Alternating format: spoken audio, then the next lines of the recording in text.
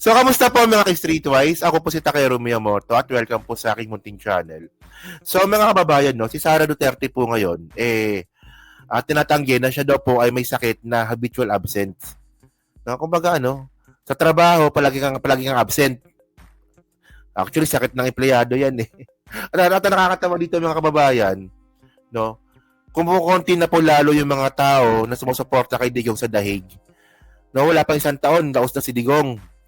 Ako naniniwala ko eventually po na lalo pong hindi na magiging popular ang mga Duterte. Mayroon pa tayong 3 taon para siraan sila. siraan talaga natin. Walang kwentang tao yung mga yan eh, di ba? So ngayon ito sabi ni Sara, no? A virtual absence saan? So iputang na talaga, no? Hindi alam ni Sara na meron na siyang virtual absent. Di ba? Sara Duterte defense work ethic. O pangalawa, wala naman siyang work ethic. Kung talaga to. Ito ba gusto niya maging presidente? Actually, no, ito yung point, no? Kung kukumpara po natin si Leni Robredo kay Sara Duterte, no? Mas malupit po yung nangyari to kay Leni. Kasi po si Leni, mga kababayan, binaboy po talaga ng mga DDS. Pero si Leni po, hindi po ganyan, palaging absent. Si Leni po kahit papano, gumagawa ng paraan para makatulong.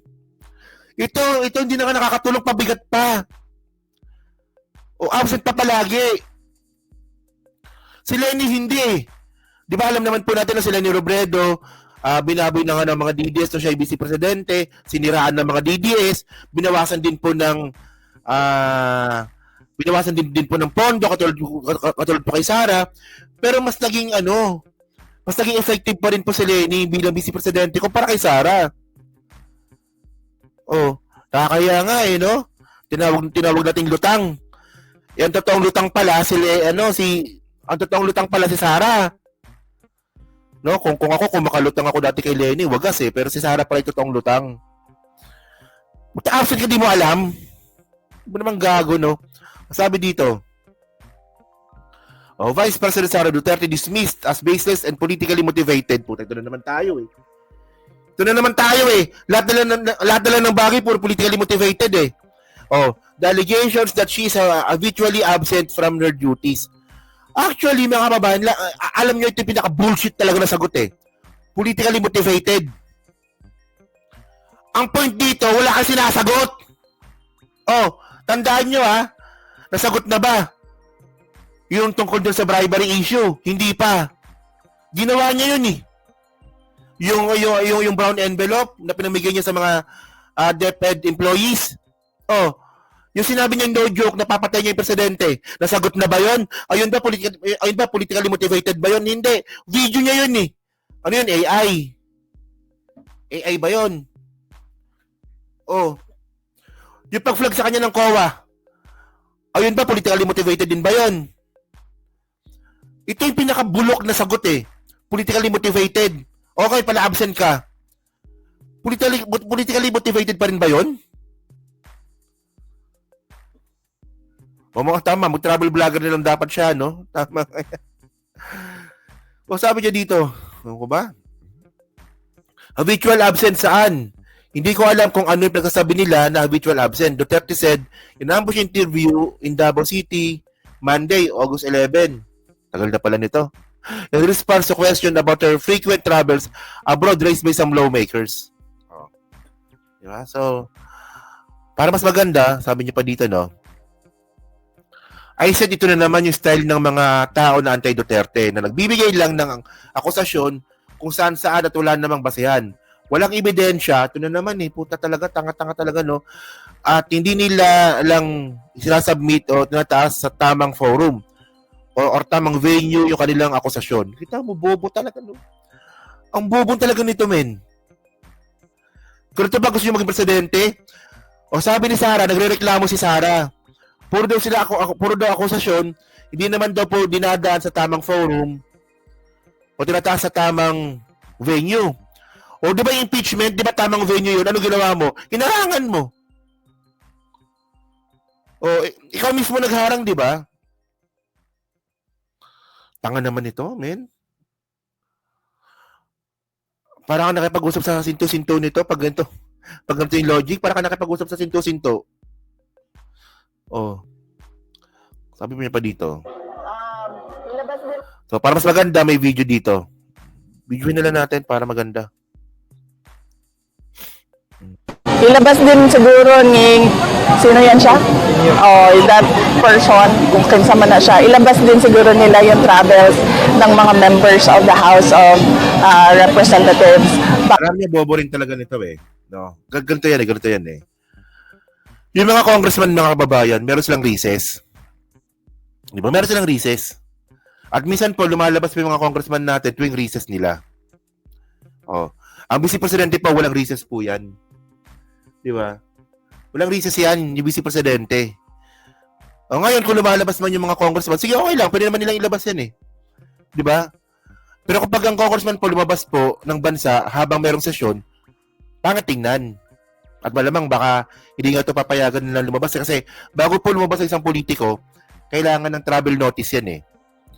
O, di ba? Actually, ganoon lang kasimple yun eh. No? Ngayon, kung lumalabas man yung mga congressman ng bansa, di ba, pinayagan yan ng kongreso, at saka recess yun. Eh, si Sara mga kababayan, di ba, wala naman siyang recess eh. Para siyang, di ba, para siyang presidente. Sa loob ng isang taon, talagang kailangan niyang magtrabaho. So, paano? O, sa pa yan, yung Quadcom, di ba? Yung Quadcom, isa pang venue yan, pero ayaw niya naman pumunta. Yeah. Bago sila magtuturo ng mga tao na constant travel. And Ganoon, no. Magsalita si Sara, parang bata. Ay, yung tao na salita. Anong klaseng pagsasalita yan, parang bata. sa totoo lang, hindi naman ako nag-travel dahil gusto ko mag-travel. Nagta-travel ako, lumalabas ako ng bansa dahil frustrated na ang Filipino communities abroad sa nangyayari dito sa ating bayan. At pangalawa, Hindi mo sa tamang venue. O, di ba? Oh, ang gawin mo, Sara, total naman tayo, gaga ka rin eh. Oh, kung frustrated na po yung mga OFW po natin, i-dokumento mo. Pagawan mo ng video, pagawan mo ng affidavit, dalhin mo sa tamang venue. Ikaw pala hindi gumagawa ng tamang venue, gaga ka pala eh. Oh, nagreklamo siya kanina na wala doon sa tamang venue yung pagsita sa kanya. O ngayon, yung ginagawa mo, anong naitulong mo ngayon? O, sige, sabihin na nga natin, frustrated yung mga OFW na matagal naman nangyayari na yan. Pero actually, yung pagiging OFW, ano yan eh, swertihan po yan. May swerte, may malas, mayroong mediocre. Diba? O ngayon, kung yung reklamo ni Sara na mayroong palang frustrated mga OFW, dokumento mo. Ano yung naging action mo pagkatapos nun? O yun ang tamang venue. Gaga ka pala eh. bumibisita ako sa tatay ko na nakakulong. Bibisita ako doon sa tatay ko nakakulong. O kasi baka makulong din ako. Ganon. Kakahiya to. Nakakahiya to.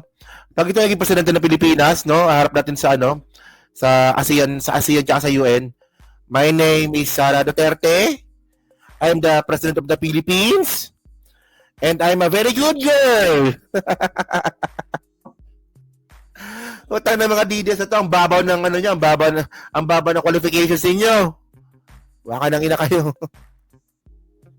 Ladies and gentlemen, my name is Sara Duterte Carpio. I am the President of the Philippines. Doon. Talaga nakakaya ang Pilipinas nito, men. I want to implement again the drug war in the Philippines. And then, all the missile from the America, we will put it back. Because we are friend of China. Yay! Puta, nakakaya to. Putangin na. Anong klase to? Yeah. Walang yan. So ngayon, actually, no, ang nakakatawa kasi dito, mga kababayan. Ano pa tayo? Nawala tuloy tayo. Oh. Okay, yan ito. Tama ba? Okay. So ngayon, ang nakakatawa kasi dito, yung pinupunta po ni Sara Duterte, no, kasi isa sa mga rason niya kung bakit daw siya lumalabas ng bansa kasi binibisita niya rin tatay niya. Oo. So, ngayon, napansin nga po natin, no, ito, kuha ko to kay Direk Freddy, ko to nakuha eh. No? So, tinan yung mga tao. Ito na lang. Ilan to? 1, 2, 3, 4, 5, 6, 7, 8, 9, 10. O mga 50 na lang ata to. 30 na lang ata to eh. Puta, malaki pa yung katawan ni Harry Roque sa lahat ng mga tao eh. O, tinan nyo, ito na lang sila. Ito na lang. Ito na lang sila. O paano kasi inawin nyo yung sponsor? O inawin nila yung sponsor eh. Tignan nyo naman no. So Sara, pumunta ka sa Netherlands, pera ng taong bayan, ito lang yung pupuntahan mo, yung mga tao lang na yan. Alam nyo, napaka-bullshit nun eh. Di ba? Yung sinasabi ni Sara Duterte na pumunta ako ng Netherlands, pera, sarili kong pera yung gamit. Di pa ako naniniwala doon. Tandaan natin mga kababayan, no, si Sara Duterte po, sang katutak po yung security niyan. Puta, kumain nga lang na quick sa Baclaran. Sang katutak na yung security eh. Paano pa kaya pag pumunta pa Netherlands? Siyempre may staff pa yan. Ang tanong dito, lahat ba ng staff mo? Lahat ba ng security mo? Sagot mo yung pamasahe o pera ng taong bayan yan? Tandaan mo, pasweldoin ng taong bayan yan, yung staff mo at security mo, pasweldoin ng taong bayan yan. Kaya doon ako naniniwala dyan, men. O ngayon, kung ito yung pinunta ni Sara Duterte sa Netherlands, hindi na po worth it ito. Kasi inawin nila yung sponsor yung Alpotera. Di ba dati ang dami nila dito dati, di ba? Kasi po, nandiyan si Alpotera. Andun yung sponsor. Ang nangyari, inaway po ni Hanilet. No, tsaka ni Maharlika. So ito na nangyari, konti na lang sila. Kita nyo nga, hindi nga kayo mapondohan ni Sara dyan. Ano ba, no? So yun mga ka-streetwise to. So kayo po, ano po masabi nyo nga po dito sa palusot po ni Sara? Kayo ba? Boboto nyo ba siya? Di ba? Kaninong gusto po yung CQ niya? Sino gumagasto? Sara Duterte? Tama nga, di ba? So yan na, so pa-comment lang po sa baba at binabasa ko pong lahat yan. At syempre, yung gusto yung replay, pa-like, pa-subscribe. Makalabisan pa share po ng video po na to. Yun. So thank you mga kababayan. No? Kita na lang ulit tayo sa sunod nating content. So salamat po. So thank you, salamat, and babush. Thank you po, no? So hello po kay Tina Reyes. Hello po. Kay Mila, kay Del Toto Valdesa, kay Jayden no 312. Okay? So mamaya nga po pala no kay Attorney Bueno. May show mamaya si Attorney Bueno, so suportahan po natin mamaya po 'yun no. Kay Tina Reselo po no. So thank you mga kababayan no, kita na lang tayo siguro mamaya. So salamat po, thank you, bye-bye.